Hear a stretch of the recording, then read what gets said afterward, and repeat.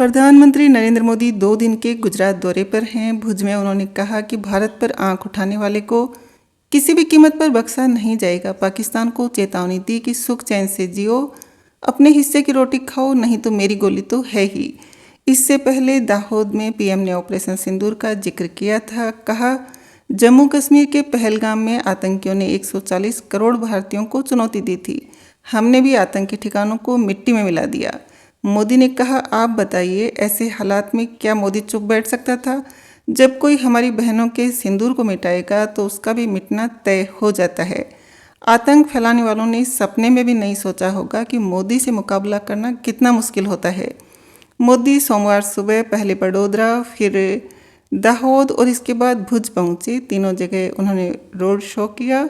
दाहोद और भुज में जनसभा की। पीएम भुज में 53,400 करोड़ रुपए के 31 प्रोजेक्ट्स का शिलान्यास और ई लोकार्पण भी किया। पीएम मोदी ने कहा, भारत विश्व की चौथी इकोनॉमी बन गया है। आज पाकिस्तान की हालत क्या है? आज पाकिस्तान के बच्चों, लोगों को सोचना होगा कि आपकी सेना, आपके हुक्मरान आतंक के साए में पल रहे हैं। आपकी सरकार आतंकवाद को समर्थन दे रही है। उनकी सेना के लिए ये पैसा कमाने का जरिया बन गया है। वे आपके भविष्य को नष्ट कर रहे हैं, आपको अंधेरे में धकेल रहे हैं। पाकिस्तान की आवाम को आगे आना होगा। मोदी ने पाकिस्तान सरकार से कहा कि सुख चैन की जिंदगी जियो, रोटी खाओ, वरना मेरी गोली तो है ही। हमने शांति और समृद्धि का रास्ता चुना है। पीएम ने कहा, मैंने देश की सेना को खुली छूट दे दी है। सेना के निशाने पर आतंकियों के हेडक्वार्टर थे। हमारी सेना अगल बगल में नुकसान पहुंचाए बिना वापस भी आ गई। यह दिखाता है कि हमारी सेना कितनी सक्षम और अनुशासित है। हमने दिखाया है कि आतंकवादियों के ठिकानों को मिट्टी में मिला सकते हैं। यह हमारी सेना की ही ताकत थी कि आज भी पाकिस्तान की सारी एयरवेज आईसीयू में पड़ी है। मोदी ने कहा, आज कच्छ का टूरिज्म दुनिया में फेमस है। हम टूरिज्म को बढ़ावा भी दे रहे हैं। वहीं एक पाकिस्तान जैसा देश भी है जो टेररिज्म को ही टूरिज्म मानता है, जो दुनिया के लिए बहुत बड़ा खतरा है। पीएम मोदी ने भुज में कहा कि एक समय था जब मांडवी जहाज निर्माण के लिए प्रसिद्ध था। आज भी वह शक्ति मांडवी में देखने को मिलती है। अब हम एक आधुनिक जहाज पर सवार होकर विश्व की यात्रा करना चाहते हैं। हम इसका विनिर्माण और निर्यात करना चाहते हैं। भावनगर के अलंग में जहाज तोड़ने का सबसे बड़ा यार्ड है। अब हमने जहाज निर्माण में भी निवेश किया है। पीएम मोदी ने कहा, एक समय था जब गुजरात में पानी सैकड़ों फीट नीचे चला गया था। आज नर्मदा नदी का पानी यहाँ पहुँचने से स्थिति बदल गई है।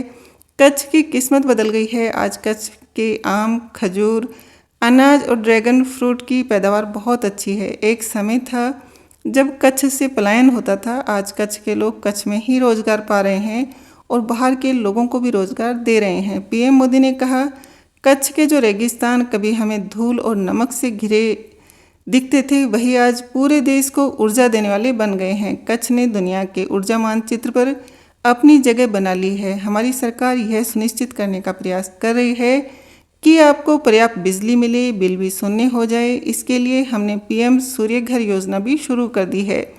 पीएम मोदी ने कहा, जब कच्छ में भूकंप आया तो दुनिया को ऐसा लगा कि सब कुछ खत्म हो गया, अब कुछ नहीं हो सकता। उस समय कच्छ मानो मौत की चादर तले सो रहा था, लेकिन मैंने कभी अपना विश्वास नहीं खोया। मुझे कच्छ के लोगों पर भरोसा था। मुझे विश्वास था कि कच्छ इस संकट से उबर जाएगा, मेरा कच्छ फिर से खड़ा हो जाएगा।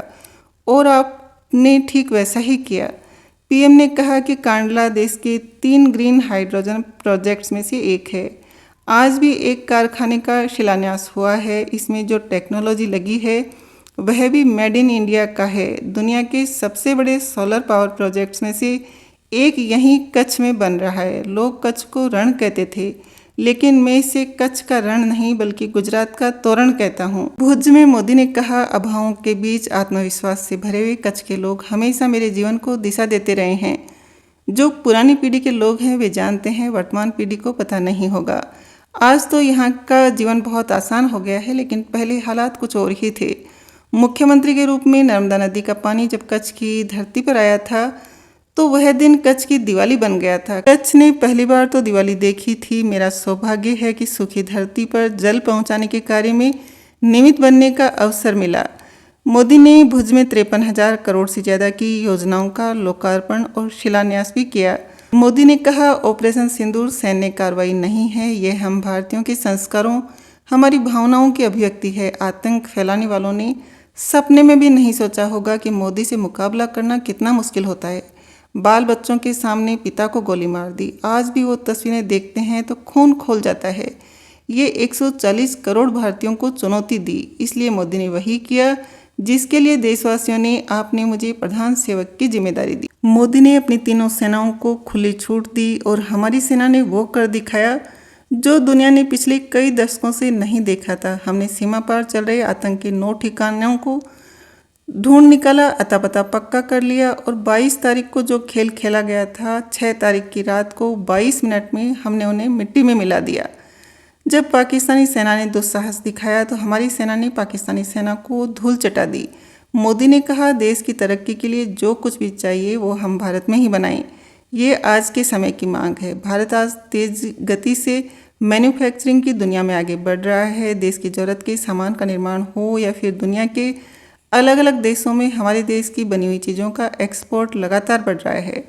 ऑस्ट्रेलिया की मेट्रो के कोच गुजरात में बने हैं। मैक्सिको, जर्मनी, स्पेन, इटली की मेट्रो के कोच भारत में बने हैं। जाम्बिया में मेड इन इंडिया ट्रेंड चल रही है। मेड इन इंडिया चीज़ें विदेशों में देखकर हमारा सीना गर्व से ऊंचा हो रहा है। पीएम ने कहा, दाहोद में 3 साल पहले मैं इसका शिलान्यास करने आया था।